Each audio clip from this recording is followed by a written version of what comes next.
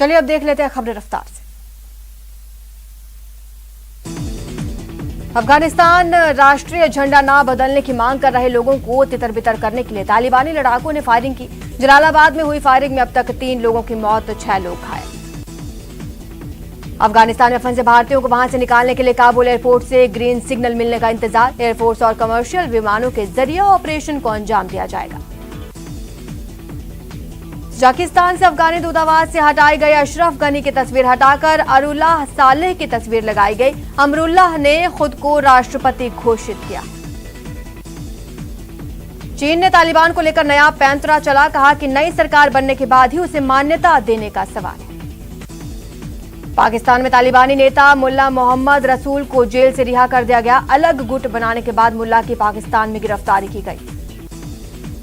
अफगानिस्तान के हालातों पर यूएन सुरक्षा परिषद में चर्चा। भारत के विदेश मंत्री जयशंकर प्रसाद ने कई देशों से द्विपक्षीय बातचीत की। अफगानिस्तान की महिला गवर्नर सलीमा मुजारी को बंधक बनाया गया। उन्होंने तालिबान को विरोध किया था, जिसके बाद उनको बंधक बना लिया गया। अफगानिस्तान पर कब्जे के बाद तालिबान अमेरिका को आंख दिखा रहा है। सीधे सीधे अमेरिका को चेतावनी दी है 11 सितंबर तक अफगानिस्तान छोड़ दे।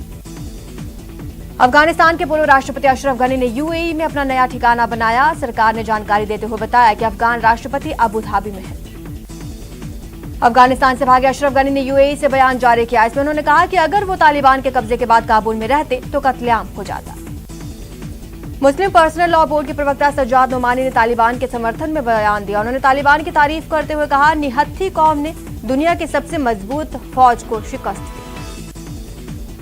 सपा सांसद शफीकुर रहमान वर्ग को तालिबानी आतंकियों की देश के स्वतंत्रता सेनानियों के साथ तुलना करना भारी पड़ गया। पुलिस ने सपा सांसद के खिलाफ केस दर्ज कर लिया। पाकिस्तान के लाहौर में महाराजा रणजीत सिंह की मूर्ति तोड़े जाने के विरोध में दिल्ली के बीजेपी कार्यकर्ताओं ने पाकिस्तान दूतावास के बाहर प्रदर्शन किया। सुनंदा पुष्कर मौत केस में शशि थरूर बरी हो गए। Rouse Avenue court special court ने शशि थरूर को बरी कर दिया। सुनंदा पुष्कर मामले में बरी होने के बाद कांग्रेस ने पीएम पर निशाना साधा। कांग्रेस प्रवक्ता सुरजेवाला ने कहा कि जो लोग शशि थरूर को दोषी ठहरा रहे थे, क्या अब वो अपने बयान को वापस लेंगे?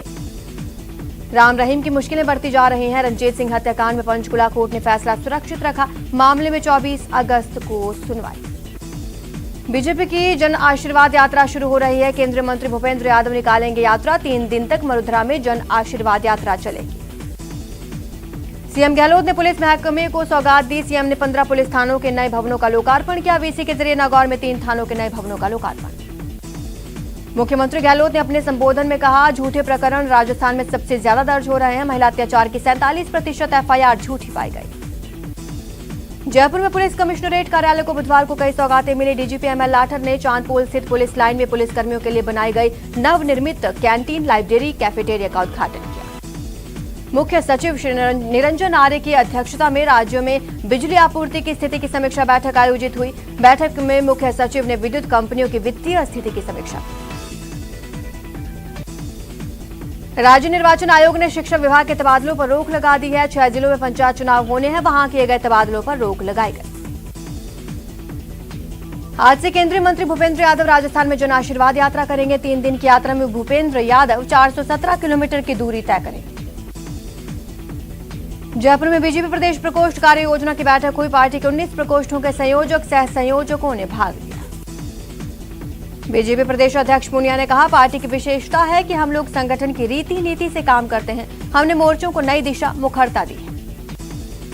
अधिवक्ता एडवोकेट प्रोटेक्शन एक्ट लागू करने की मांग को लेकर जयपुर में सैकड़ों वकील सड़क पर उतरे। अधिवक्ताओं ने पार्क सेशन कोर्ट से लेकर शहीद स्मारक तक मौन जुलूस निकाला। प्रदेश में बिजली संकट गहरा गया है।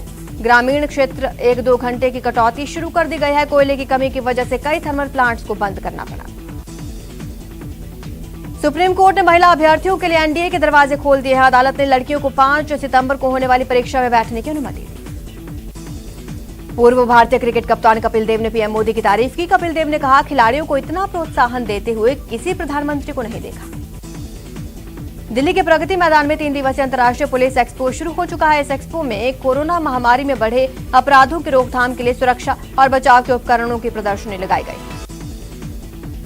प्रयागराज के बाढ़ ग्रसित इलाकों में अब गंदगी का अंबार है। बाढ़ में जो कचरा बहकर आया उसकी वजह से ज्यादातर जगहों पर गंदगी फैल गई। महाराष्ट्र के औरंगाबाद की एक 14 साल की बच्ची का चयन नासा की MSI फेलोशिप पैनल के लिए एक पैनलिस्ट के तौर पर हुआ है। कोटा के दादाबाड़ी थाना क्षेत्र में एक पति ने अपनी पत्नी पर बेरहमी से चाकू से हमला कर दिया, मौके से फरार हो गया। पत्नी ने इलाज के दौरान दम तोड़ा। कोटा में मासूम से कुकर्म करने के 2 साल पुराने मामले में कोर्ट ने फैसला सुनाया, 20 साल की सजा, 37,000 का जुर्माना। जहर का सेवन करने से एक महिला की मौत हो गई, जिससे इलाके में हड़कंप मच गया।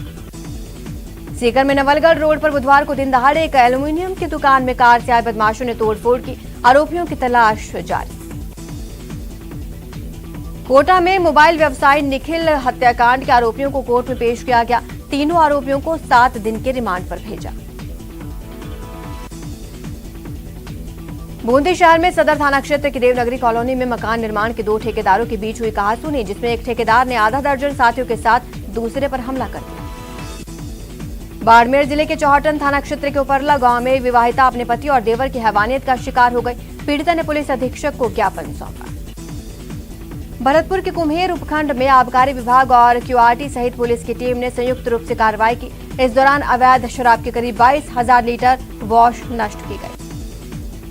भरतपुर जिले के बयाना में राजीनामा को लेकर 2 पक्षों में विवाद, झगड़े के दौरान एक महिला सहित 2 युवक घायल। अलवर के थाना गाजी में महिला के साथ गैंगरेप का मामला दर्ज होने के बाद पुलिस ने स्पेशल टीम बनाई, 5 हैवानों की तलाश में जुटी। श्रीगंगानगर में मामूली कहासुनी में 2 युवकों ने एक युवक की हत्या कर दी, उसका शव गंग नहर में फेंक दिया। फिलहाल पुलिस ने दोनों युवकों को राउंड अप कर लिया है। चूरू में पुरानी रंजिश में एक युवक पर 4 लोगों ने हमला बोला, सरिये डंडों से जमकर वार किया। घायल युवक का जिला अस्पताल में इलाज जारी। टोंक में डोनेशन की रसीद मांगने पर कॉलेज संचालक और कर्मचारियों ने एक छात्र और उसके साथी के साथ मारपीट की, 27,000 रुपए छीने। धौलपुर में बैंक में महिला गैंग ने एक शख्स के बैग से 49,000 कैश पार कर दिया। CCTV फुटेज के आधार पर 3 महिलाएं हिरासत में। अजमेर के कोटड़ा स्थित नागेश्वर महादेव मंदिर में चोरों ने धावा बोला, दान पेटी से हजारों की नकदी और कुछ सामान चोरी कर फरार। नशे के खिलाफ झालावाड़ पुलिस ने बड़ी कार्रवाई की, 2 तस्करों को गिरफ्तार किया। उनके कब्जे से 4 किलो 400 ग्राम गांजा बरामद। अलवर की अरावली विहार पुलिस ने डकैती की योजना बनाते हुए 3 हिस्ट्री शीटर सहित 6 बदमाशों को किया गिरफ्तार।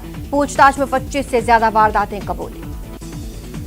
बीकानेर पुलिस की स्पेशल टीम ने नामी बदमाश तोलाराम सियाग को गिरफ्तार कर लिया। तोलाराम हत्या, लूट, डकैती के 14 मामलों में फरार चल रहा था। अलवर ACP ने बहरोड में कार्रवाई की। ESIC के ब्रांच मैनेजर को ट्रैप किया। आरोपी मैनेजर मजदूरों की मृत्यु क्लेम पास करने के एवज में 5,000 की रिश्वत ले रहा था।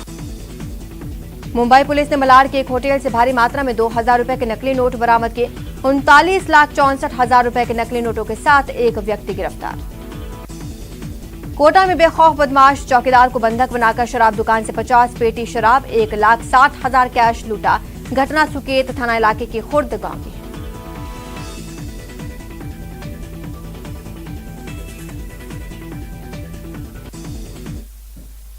भारतीय जनता पार्टी की आज से जन आशीर्वाद यात्रा शुरू हो